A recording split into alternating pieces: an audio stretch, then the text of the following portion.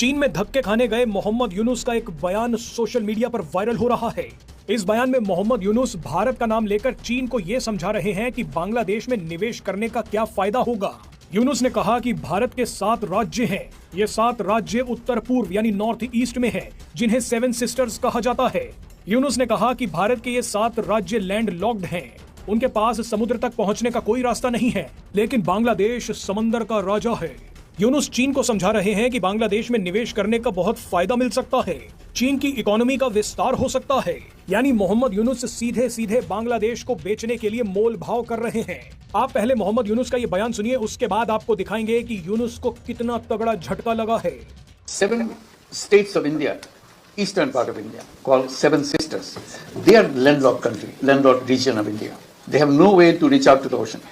We are the only guardian of the ocean. तो जी China जो है उसके बारे में कहा जा रहा है कि वो पाकिस्तान, बांग्लादेश और श्रीलंका में तकरीबन $23 बिलियन की इन्वेस्टमेंट करेगा, जो कि जॉइंट ट्रेड ट्रांजिट बनाने में काम आएगी। यानी कि ये जो जॉइंट ट्रेड ट्रांजिट बनाया जा रहा है उसमें श्रीलंका भी शामिल है, उसमें बांग्लादेश भी है और उसमें है पाकिस्तान। उनके कोई 9-10 मेमोरेंडम साइन हुए हैं, और क्योंकि बांग्लादेश की जो सिचुएशन है वो इस वक्त इकोनॉमिकली बेहतर नहीं है, और जो ट्रम्प की तरफ से उनको पहले ही झटका मिल चुका है, देश को इंडस्ट्री उनकी कहा जा रहा है कि नीचे आ चुकी है।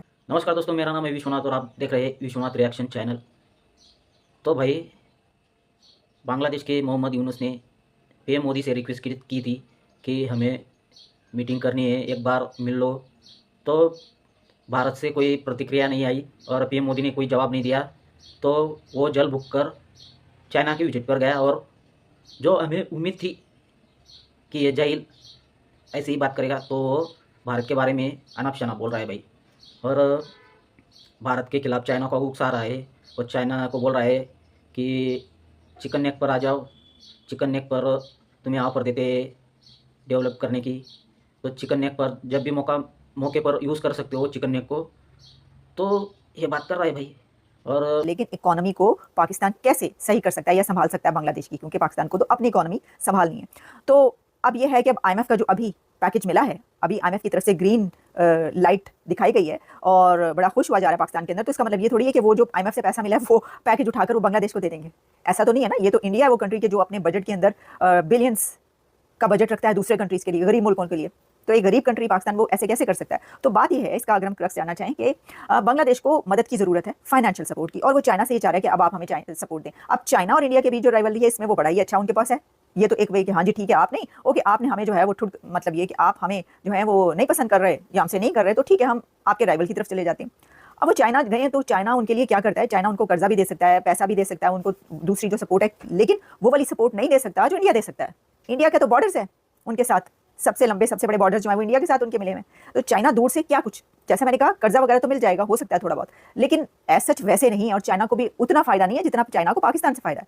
पाकिस्तान और चाइना के रिलेशन है उनकी अपनी जगह। तो ये बात अगर आप ये देखें कि कहाँ पर आकर ठहरती है, तो बात यह है कि वो पापा ढूंढने के लिए गए हैं चाइना, पापा की तलाश में है।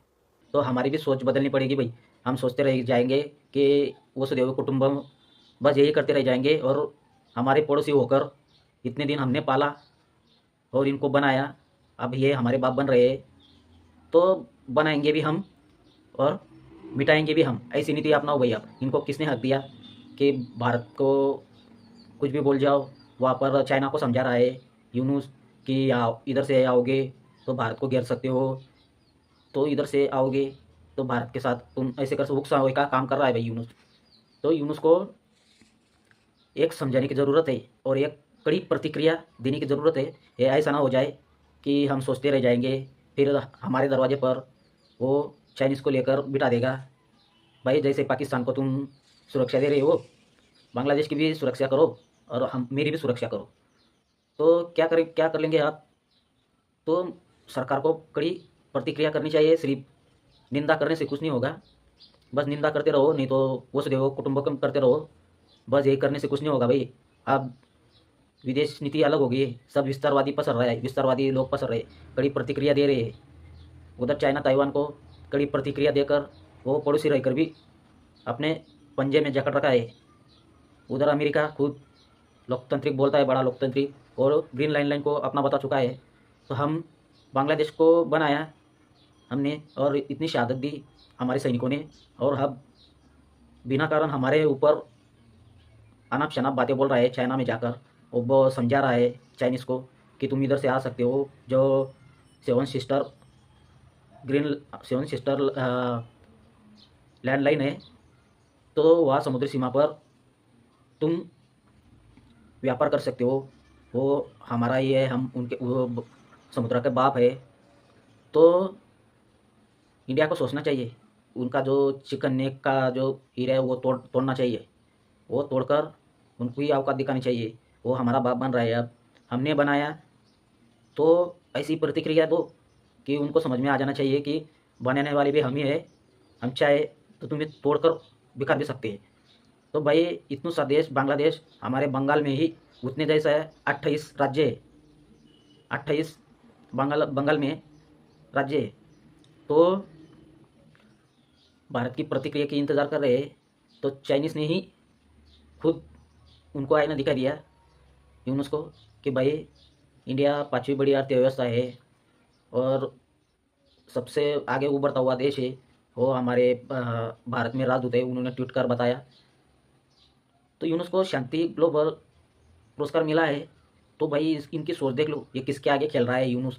तो ये सोचकर समझ लो कि बांग्लादेश में कितने कट्टरपंथी हावी हो गए। तो कट्टरपंथी जैसे पाकिस्तान बर्बाद हो गया, वैसे ही बर्बाद बांग्लादेश होगा। अरे भाई तुम बर्बाद हो, कुछ भी हो जाओ, इंडिया का क्या लेना देना है। तो इंडिया वालों ने अपने बजट में से उनको फंड दिया, कभी चावल, कभी गेहूँ, कभी आटा। तो भाई ये हमारे पैसे से, टैक्स में से उनको खिलाओ पिलाओ मत, ये लोग हमारे पे ऊपर चढ़ रहे हैं। तो इनकी फंड बंद करो भाई, फंड बंद करो, सब बंद करो। और कड़ी प्रतिक्रिया देनी चाहिए। हमारे सैनिक है, कितने सैनिक है, तो ये वो भी देख रहे हैं, वो भी तैयार है कि इतने दिन से आप कुछ हुआ नहीं है ना, तो वो भी तैयार है आप। तो कड़ी प्रतिक्रिया देनी चाहिए और कुछ करना चाहिए भारत को। सिर्फ निंदा और वसुदेव कुटुंबक करते रह जाएंगे। वो आधा बंगाल में बांग्लादेशी घुस रहे हैं, हमारे जितने रोज़गार लोग कर सकते हैं रोज़गारी, तो उनका हक मारा जा रहा है। वहाँ बॉर्डर पर तार बिछानी चाहिए। तो भाई वेस्ट कंट्री से ध्यान हटाकर मोदी जी तुम पड़ोसियों को ध्यान दो थोड़ा। भाई इनकी सोच देख लो और थोड़ा ध्यान दो क्या हो रहा है। और बहुत हो गया वसुदेव कुटुंबकम। तो भाई सोचो थोड़ा, अब थोड़ा विस्तारवाद बनना पड़ेगा। बहुत हो गया इन लोगों का। ये फ़ायदा उठा रही है, जितना बोल रहे हो उतना फ़ायदा उठा रहे हैं। निंदा करते, सिर्फ निंदा करते, वही बात हो गई ना। जैसे पाकिस्तान आतंकवाद बेचता था और हम पाकिस्तान को बोलते थे कि भाई आतंकवाद है, तुम्हारे ये लोग है। तो बस यही काम करते रहो। तो सोचो, करो कुछ, इनको जवाब दो। इनको एक कड़ी प्रतिक्रिया देने की ज़रूरत है, तभी सुधरेंगे। क्या हमारे आर्मी क्या कमज़ोर है? हम क्या कमज़ोर देश है? या इतना सा देश भारी पड़ रहा है इंडिया पर, हम पर, भारत पर? तो भाई इस पर आपकी क्या राय है? शेयर, सब्सक्राइब, कमेंट जरूर कर देना। मिलते हैं अगली वीडियो पे।